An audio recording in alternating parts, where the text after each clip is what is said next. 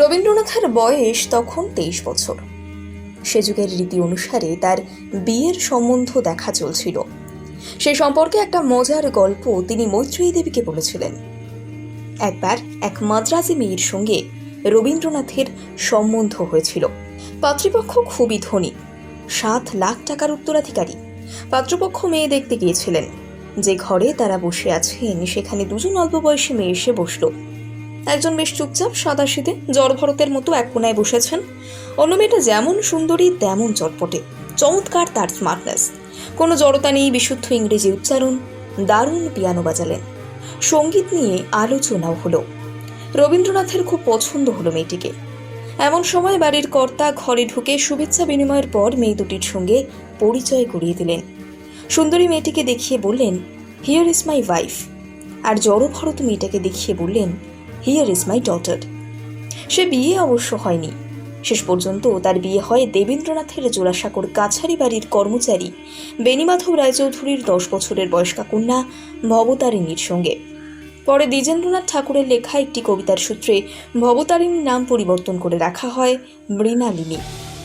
রবীন্দ্রনাথের বিবাহ হয়েছিল 9 ডিসেম্বর 1884, অর্থাৎ 24শে অগ্রহায়ণ 1290 বঙ্গাব্দে।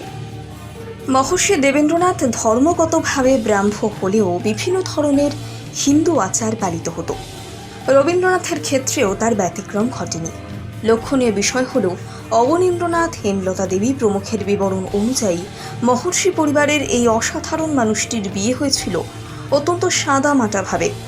তবে বিবাহ বাসরে রবীন্দ্রনাথ খুব দুষ্টুমি করেন। হেমলতা দেবীর বর্ণনা থেকে জানা যায়, ভাঁড়গুলো খেলায় ভাঁড়ে চাল ভরার বদলে রবীন্দ্রনাথ ভাঁড়গুলো বারবার উল্টে দিতে লাগলেন। ছোট কাকিমা ত্রিপুরা সুন্দরীর মৃদু বকুনির উত্তরে তিনি বলেন, জানো না কাকিমা, সব উলটপালট হয়ে যাচ্ছে, কাজেই আমি ভাঁড়গুলো উল্টে দিচ্ছি। তারপর ত্রিপুরা সুন্দরীর অনুরোধে তিনি বাসরে গান ধরলেন, আমরি লাবণ্যময়ী, কে অস্থির সৌদামিনী।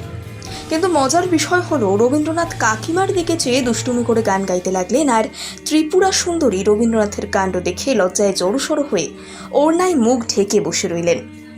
রবীন্দ্রনাথের বিবাহের প্রথাগত আমন্ত্রণপত্রের কোনো সন্ধান পাওয়া যায়নি, তবে কবি বন্ধু বান্ধবদের আমন্ত্রণ জানিয়েছিলেন স্বহস্তে লিখিত মজাদার পত্রে।